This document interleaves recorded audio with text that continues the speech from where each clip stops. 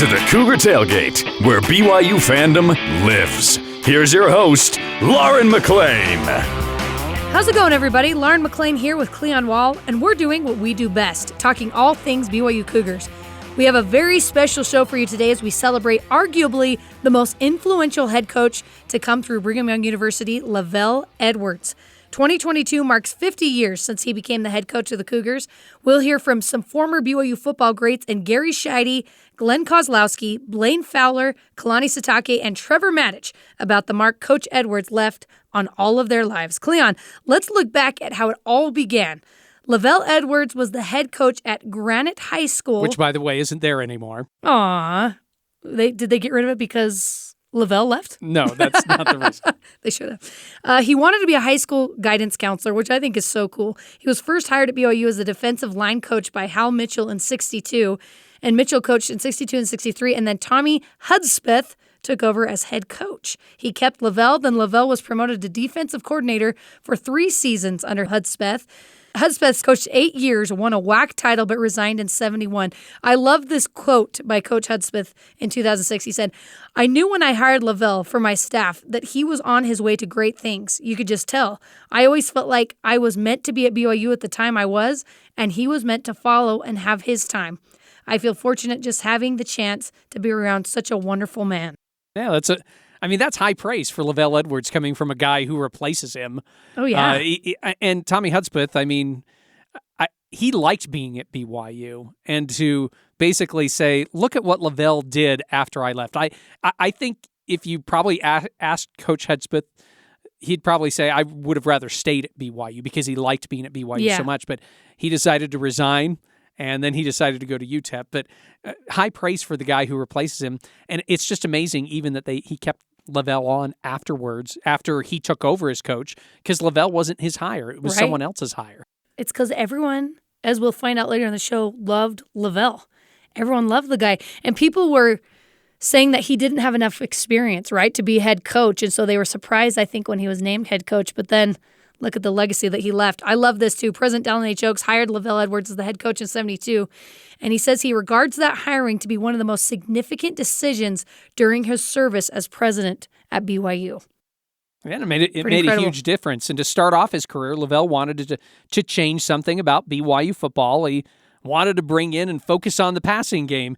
This is something that LaVell said way back in the day. He said, at the time, we didn't really have the talent to be able to line up and compete with many teams. Stanford had recently had some success throwing the ball with Jim Plunkett, and Plunkett was a 1970 Heisman Trophy winner.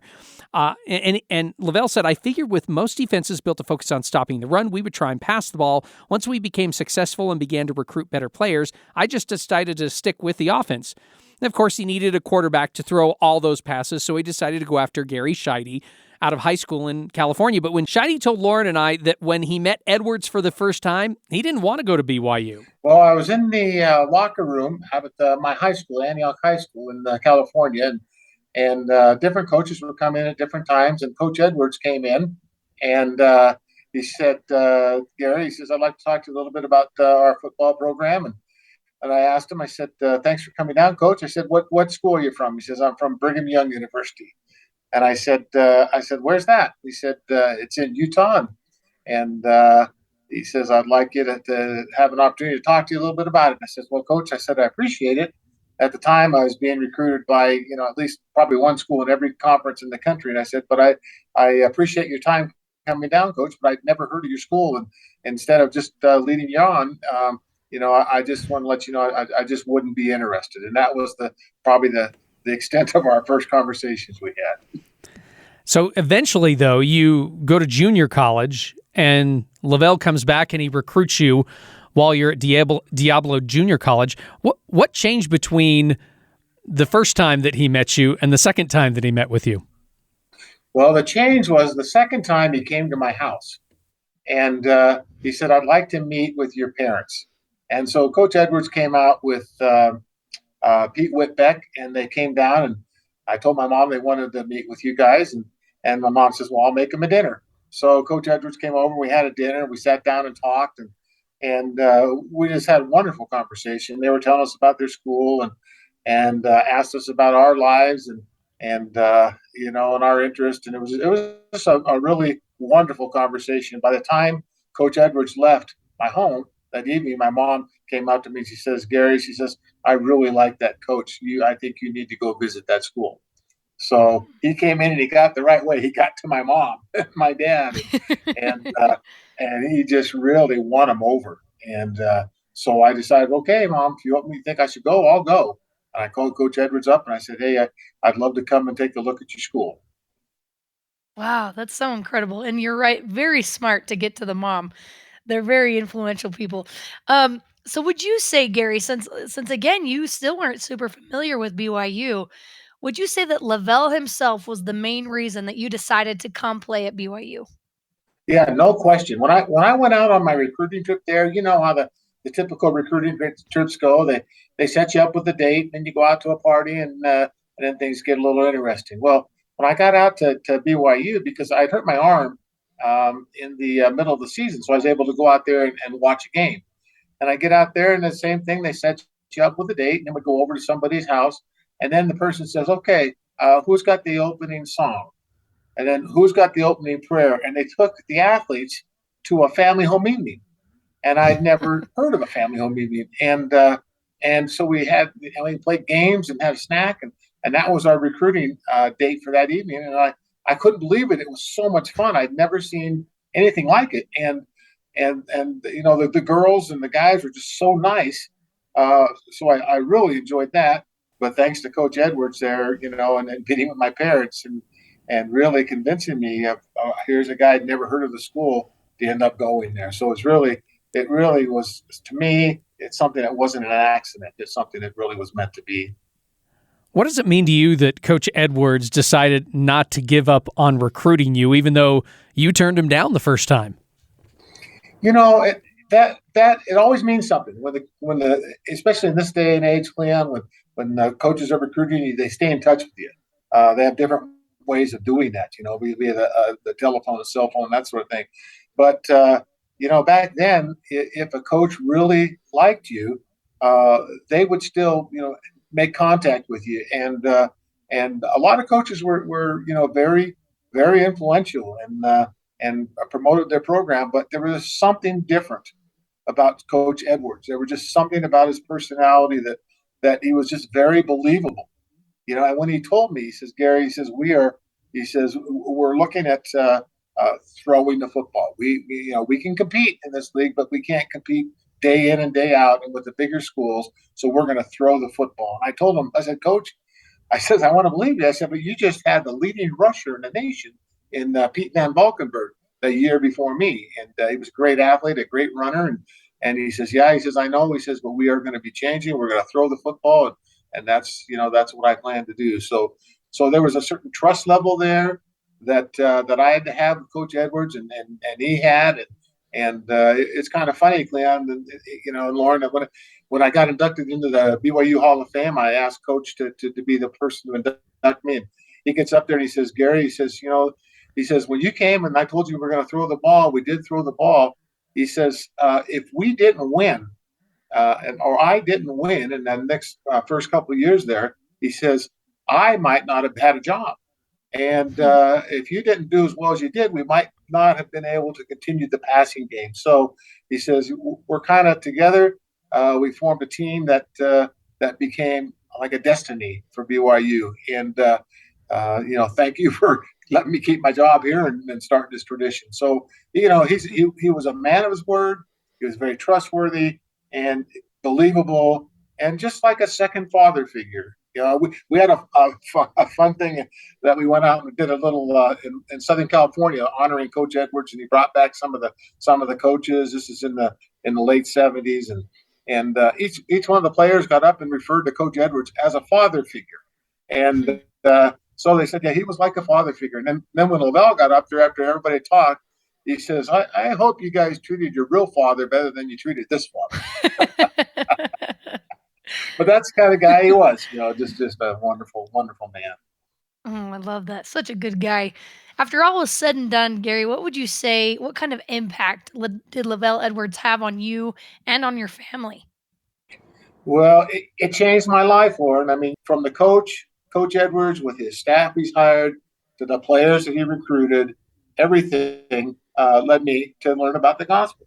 And because of that, I was able to get married to my wife, Sheide, in a Washington, D.C. temple. We had 5 children. My oldest daughter went on a mission to Kiev, Ukraine. My next daughter, Tara, went on a mission to New York South. And then my oldest son, Troy, went on a mission to Alabama. Next son, Marshall, went on a mission to Tijuana. And my last son, Tanner, went to Chiclayo, Peru. They all married in the temple, and I have 22 grandchildren. So from all this started with LaVell coming to my house a second time, having the faith in me that I could help the program, and we were able to do it. Such a cool story that Gary Sheide shares about LaVell Edwards, just in their connection and being one of his very first quarterbacks. Such a good guy. Here are some fun facts about LaVell that you may not have known. Did you know that both Dallin H. Oaks and Jeffrey R. Holland offered LaVell Edwards a lifetime contract when they were presidents at BYU? Cleon, what does a lifetime contract look like? Like, what does that mean? Like, you will be coach until you die. Yeah, like, what does that mean? That's nice. That's nice security right there. Yes, it is. You'd think, well, I can't do anything wrong now, but LaVell, yeah, he doesn't say yes to that. Yeah, he said no. Well, LaVell was getting lots of other offers to coach at other colleges and some in the NFL, but his dedication to BYU stayed even without him accepting the offer of a lifetime contract. For example, he turned down a chance to coach the Detroit Lions. Can you imagine what could have been for that franchise if LaVell had accepted? And luckily for all of us, he did not. Not luckily for Jamal Williams, who's currently there, though. He said this about the contract. No, you guys would just call me in after a losing season and pronounce me dead. I love LaVell. What a good guy. While he was coach at BYU, he earned a doctorate degree in education, and ESPN ranked LaVell Edwards 22 out of 150 for top college football coaches of all time. By the way, the story about LaVell turning down the Detroit Lions in 1984, that's a classic. I remember hearing it thinking, why didn't he take the job? I mean, the NFL is right there, but he said it just didn't feel right. He really was kind of married to BYU, and he wanted to stick there. And I wonder what BYU football would have been if LaVell had gone. What would have happened to LaVell? LaVell basically said, the guy that they hired, he was fired like 3 years after being in the NFL as the Detroit Lions head coach. And he says, that would have been me. Yeah. And so LaVell might have been fired like a few years in. I don't know. But what would BYU have been like? Would it have been revolving coaches coming in and out saying this is a stepping stone job? I think LaVell, him sticking around here, made a huge difference for him and also for the university, making this a destination place for coaches who like to coach. And there's something to be said about consistency, like having the same guy around for a very long time who's a really good coach. I feel like for some reason that bleeds into the university. More people want to come when you hear about this storied coach that's been here and has won a national championship, and you have these incredible coaches, the coaching tree that has come from LaVell Edwards, that if he were to have left, wouldn't have happened, including BYU's head coach right now, Kalani Sitake. Who knows if he would have been coach. When LaVell was hired, then BYU president Dallin H. Oaks challenged LaVell to change the belief that returned missionaries could not enjoy post-mission success on the football field. And Oaks said, what a sensational response he made. The 1984 team had 52 returned missionaries on that team. That's crazy. LaVell also served a mission for the Church of Jesus Christ of Latter-day Saints with his wife, Patty, in New York City from 2002 to 2003. He gave a talk in General Conference during the 1984 season in October. How apropos that he gives a talk in General Conference this season. They win a national championship. And then they named the stadium after him in 2000. Then President of the Church of Jesus Christ of Latter-day Saints, President Gordon B. Hinckley, told the team during the last home game, he told the team, don't muff it. Which always makes me laugh when I hear that. And then they go out, and President Hinckley gets on the microphone for everyone in the stands, and he announces that they're going to name the stadium after LaVell. And the reaction from LaVell is priceless because he looks embarrassed and excited all at the same time. And you could tell he actually didn't know about that announcement beforehand. And I don't think that would happen nowadays. I think that they would probably consult with the person now. But with him, they didn't do it. And then they're like, we're going to change the name. And LaVell's like, wait, what? So I wonder if his wife knew. I wonder if Patty knew. I don't know, but she gives him a big hug, and it's just a priceless video to watch when you see LaVell hearing that they're actually going to name the stadium after him. All right, coming up, we'll hear from more of LaVell's former players about how he influenced their lives. Plus, we'll discuss some of the coach's greatest victories from his unmatched career. This is Cougar Tailgate.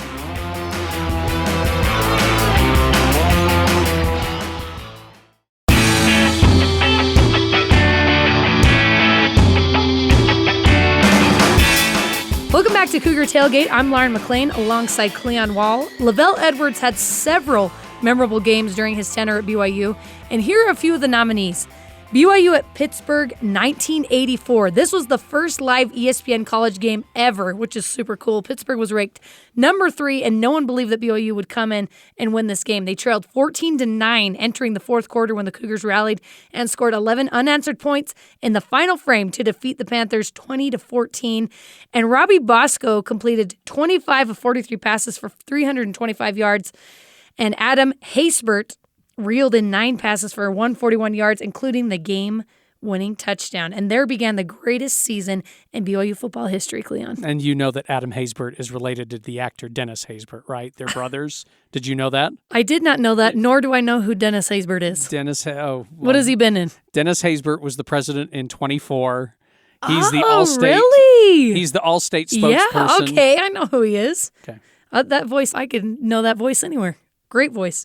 All right, you got the 1980 Holiday Bowl, BYU versus Southern Methodist University. The Cougars rallied from 20 points down with under 4:07 remaining in the game to beat the Mustangs. Jim McMahon led BYU to 3 straight touchdown drives, the last being a Hail Mary 41-yard touchdown pass from McMahon to Clay Brown as time expired to tie up the score 45-45. Then Kurt Gunther's extra point gave the Cougars the margin for victory. BYU was 0-4 when it came to bowl games before this, so they broke that streak, winning the game 46-45. Amazing game. I've seen many, many highlights of McMahon to Clay Brown. It's always fun to watch. Others have been played probably more than that, but at least in BYU country, that Hail Mary is probably the one that gets played the most. I wasn't even born yet, Cleon, and I feel like I was at that game because I have seen that play so many times. I love it.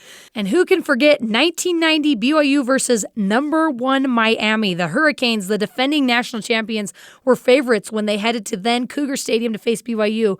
With fans wearing Heisman ties, the Cougars rallied from early 7-0 deficit and overcame 5 turnovers to lead 17-14 at halftime. Detmer threw for 406 yards and 3 touchdowns, including the game winner on a 7-yard pass to Mike Solito in the third quarter, in a win that vaulted him to winning the Heisman Trophy that year. That was a fantastic game. It was so much fun to watch. I watched it from my TV in Oregon at my parents' house. It was just so much fun to watch that game and see all the fans stream out onto the field after BYU won that game. It was such an impressive thing. And with Ty Detmer, yes, he threw a lot of interceptions, but you never felt like you were out of the game when Ty Detmer was in the game. And he loved LaVell, and LaVell loved him too. It's an amazing story for Ty coming to BYU, but for LaVell to find another good quarterback to come in and play, that's amazing too. Absolutely. Then BYU versus Utah in the year 2000. So this one is probably the most memorable to me. BYU won this game by beating Utah 34-27. And though the Cougars led 26-13 heading into the fourth quarter, Ron McBride's Utes fought back and took the lead on a 20-yard TD pass to Matt Nickel with 2:16 to play. BYU faced a 4th and 13 before quarterback Brandon Doman hit receiver Jonathan Pittman for 2 straight 30-yard passes. Doman then scored from 4 yards out with 23 seconds left, and the BYU defense held on. It was a beautiful and fitting end to Edwards' career. By the way, that's actually one of my favorite games. Thinking back about it, we all knew it was going to be LaVell's last game. BYU leads the majority of it. Utah scores to take the lead late in the game. You're like, oh my goodness, is this how it's going to end? Because up to that point, LaVell had only had 1 losing season, and it was his second season as BYU's head coach. And you're thinking, you'd love for him to keep that streak alive. BYU needed to win to finish 6-6 that season, and they end up coming back and win. I mean, it was so much fun to watch. Again, that one I watched on my small TV when I lived in Midland, Texas, but it was a lot of fun to watch. Brandon Doman was not going to let that happen. That guy had some grit, and I'm sure loved LaVell Edwards as well. All right, arguably the best game in LaVell's career. Is it even matched? BYU versus Michigan, 1984 Holiday Bowl. That was the game that cemented BYU in history and gave them the national championship, the only national championship BYU has. BYU outscored Michigan 14-3 in the fourth quarter to win 24-17 to win in front of 61,000 fans in San Diego. Bosco threw for 343 yards and 2 TDs in the victory. And before the game, analysts were skeptical to rank BYU as number one in the nation. However, BYU came into the game with a point to prove.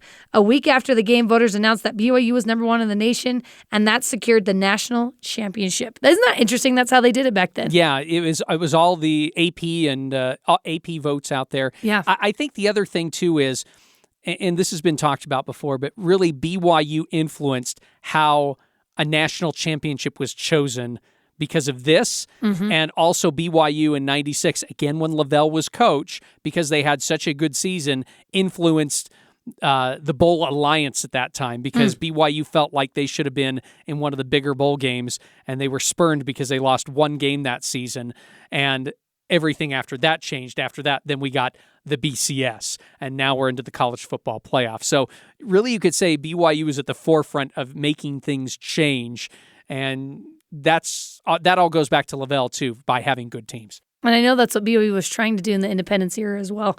All right, Clan, what are some of your personal favorite games from LaVell's career? I already talked about BYU versus Utah in 2000.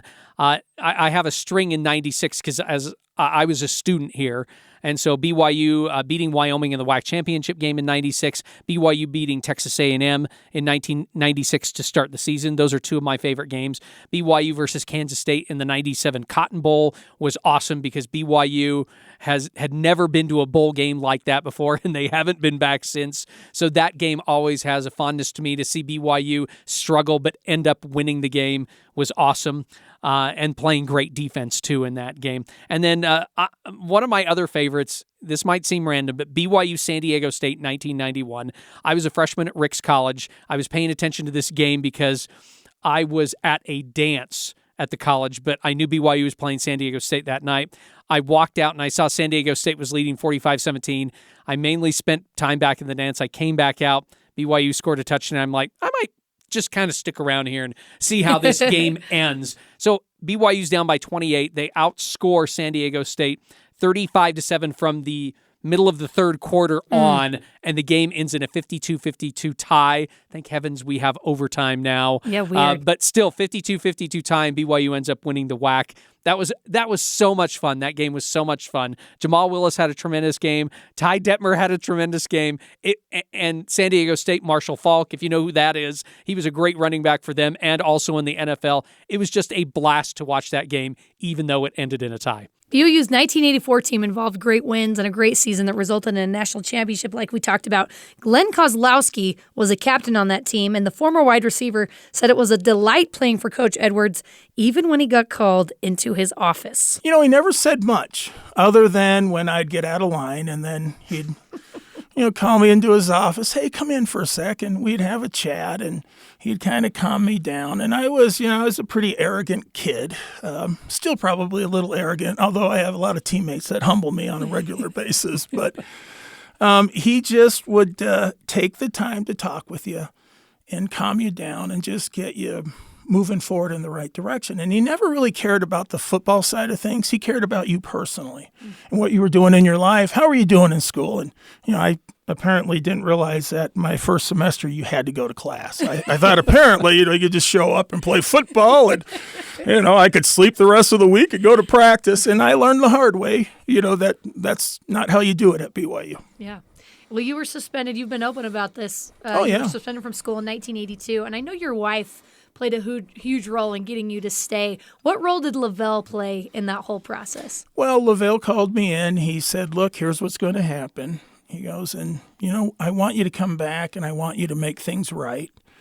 And my future wife said the same thing to me because I was going to go to the University of Miami. My brother was playing for the Dolphins at the time, so it made sense. And, I could get a little more money in my pocket, get my girlfriend a job. I had this whole thing planned out in my head.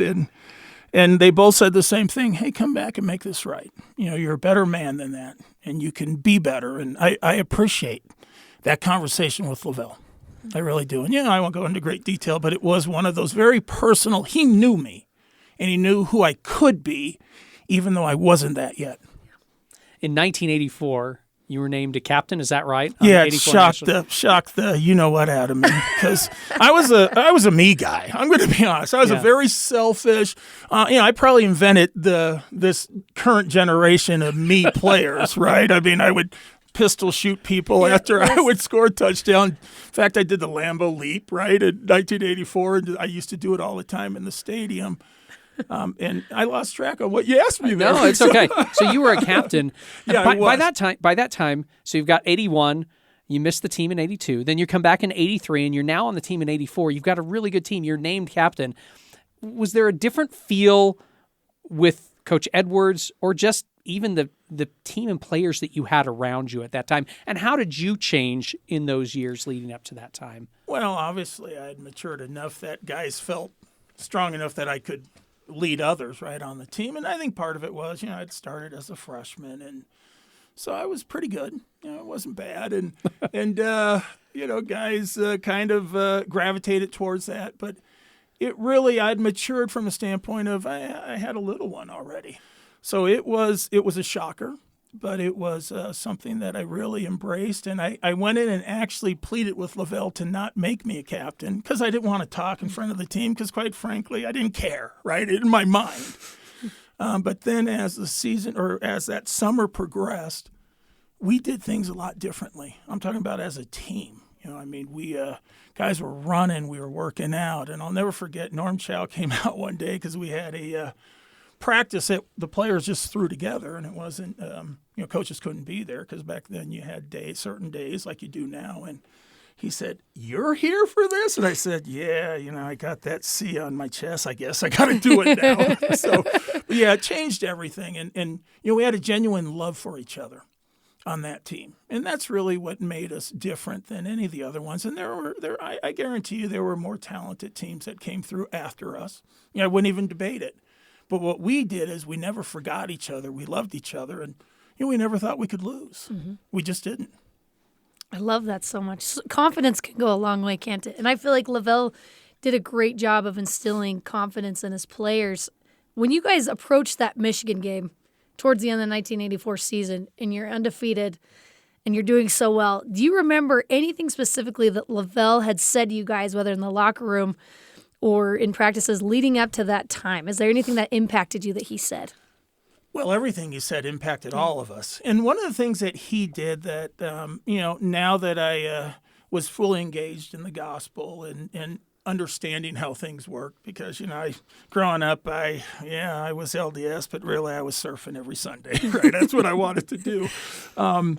Is that he gave us personal priesthood interviews. And that's what it really was about. And now I look back and go, wow, that was brilliant. So we got to know each individual guy. But the thing that stood out the most for me is, we went into that game. I think we turned the ball over 5 or 6 times on offense. I mean, we were awful. And I had one bounce off my chest, and I always blame Robbie for it, because he hit me in my number, and he never did that. I always have to dive for the ball, right? No, so he hit me in the number. I had my hands out here, and it bounced off my chest. That's my story. I'm sticking with it. But after the game, he brought everybody into the locker room. We sat down, and he said a prayer. And the prayer was, he thanked his Heavenly Father for allowing him to be in this position with these players that he loved with all his heart. Mm. And it was, one of those moments where you look at it and you go, it's much more than football. This is about what you're going to be in life and how you're going to improve and how you can be a better man. And that's really, I think, his legacy. He made all of us better men. He really did. Did Coach Edwards inspire you at all to become a coach yourself? Because you coached high school for quite a few years. I did for 16 years. Mike Dicka was my pro coach. Yeah. So I had the LaVell personal priesthood interview, and then I had Mike Dicka on the sideline. So I was a contrast in styles. You watch Jim Harbaugh, I was just like him. I was a maniac, and it's kind of what happens. But I'd always revert back to that with LaVell and taking the time to get to know my players and let them know that I loved them. LaVell impacted the lives of so many people around him. There are tons and tons of former players who have a lot to say about LaVell Edwards, including current BYU head coach Kalani Sitake. Everything from him motivating to help me go on the mission to him bearing his testimony to me, him telling me how much he loved me and my family, that my value is more than just a football player, the small conversations that we had, to me having the experience of being one of his last captains, and to go through that last year with him in that last game. I think probably my most memorable and favorite moment was that I'm actually glad they caught it on cameras, that me embracing him after the game, when the game was pretty much when we won the game, and the things that we said to each other, and that's helped me so much in my life, just his impact in my life. And I think that him ending his coaching career on that game was just a privilege for me to be part of it. And then we asked Blaine Fowler, a former quarterback, if he could talk to Coach Edwards today, what would he talk to him about? See, I feel like Kalani would love to talk. Like, I feel like if I could talk to him right now, I'd say, hey, how about you and I go down and talk to Kalani? And talk to him about how to manage all of these outside distractions and all of the naysayers and all the things that are going on. Because LaVell had that in waves during his career. Never seemed to move him off of his mark. Always seemed to be able to just go, hey, I'll acknowledge it. I'll be gracious, but I'm not gonna let it affect me. I would love to go into Kalani's office and say, hey, look who I just brought, and just sit down and have a talk with Kalani, so that Kalani could have strength in knowing that he's managing it the right way, and talk to LaVell about how to deal with it when you are on a 2-game losing streak. Because LaVell coached through 3-game losing streaks at some point, but never knocked him off the mark or off center.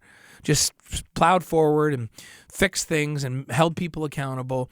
And I think that would be a really fun conversation. I would actually like to take him in and just listen to that conversation between LaVell and Kalani right now.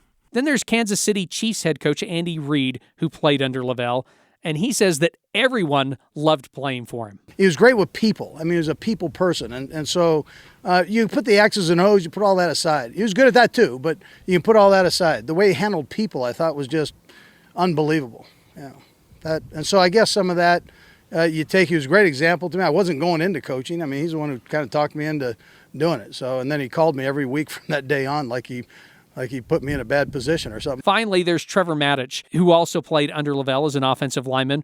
And he talks about what it was like the first time he met Coach Edwards. When LaVell Edwards, when I met him here on the recruiting trip, it was like I had met this figure that was from another planet. Because a lot of football coaches are football coaches. They're all excited and they're football coaches. LaVell had gravity. LaVell was more.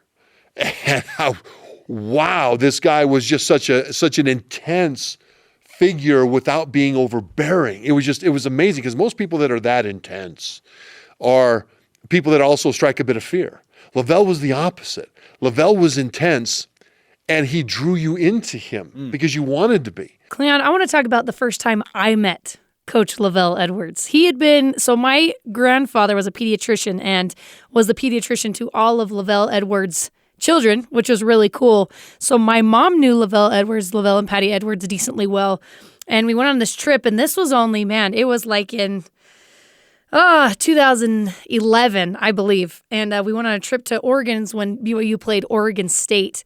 And my dad owned a car dealership, and he was one of the athletic donors. And so they got to go on a trip every year. And so I got to go. My dad couldn't go that year.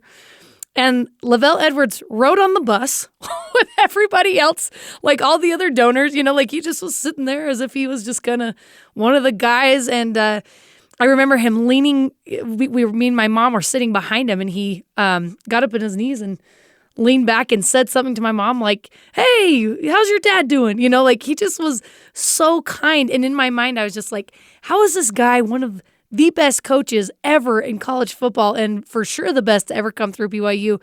And he's just this extremely nice and down-to-earth guy. And I remember they took us to the Nike campus, and we walked in with him, and they treated him like royalty there. And even that was surprising, because we were just chatting with him on the bus like it was nothing. And then we walk into Nike campus, and they're like, oh, LaVell. And they have this little statue of his face in there. So he's just such a wonderful, wonderful human being. And all his players who've played beneath him talk about just the type of man he was and how good he was with people. And that was my first experience with him firsthand, getting that, where I'm like, you are just a great, great man. So I loved that I had that experience with him before he passed away. I will talk to you about the last time I met with LaVell Edwards. I don't remember what year it was, but I was doing a story about a particular game that BYU had played, and I wanted to talk to Coach Edwards, and I can't remember how I got a hold of him, but I got a hold of him, and he said, yes, here's when you can meet me. You can meet me at this time. It's not going to be at my house. It's going to be at a car dealership in Orem because I have to get my car serviced. And I'm like, okay, that's fine with me. I'm just grateful you're going to talk to me. So I met him at this car dealership. He walked in, and again, being treated like royalty, especially down in Utah County, they treated him like royalty, and they said, oh, you were here to do an interview with him? Let's clear out an office so that you can do this interview with Coach Edwards. And so we both walked in, and we had a nice chat, and he was great during the interview. He was gracious to me after the interview. I told him how much I appreciated his time, especially when he was getting his car serviced, to be able to do this with me, and then I left again. And it just left an impression on what a nice man he was and what a great football coach he was. And after hearing from all those players about how much they loved him and how much he loved them, it kind of wore off on me that he really does care about a lot of people, even a guy like me who he barely knew, who asked to do an interview with him. Let's end with what Elder Holland said about LaVell at his public memorial service on January 6, 2017. He said, only the university's namesake, good old Brother Brigham himself, may be the only better-known link in the nation to this university than is the name of LaVell Edwards. I love that, and I think that is so true. And that does it for us today. Thanks again to all who came on the show with us. You can join the Cougar Tailgate wherever you get your podcasts, on Apple, TuneIn, Stitcher, Spotify, or on BYURadio.org. Cougar Tailgate is a production of BYU Radio.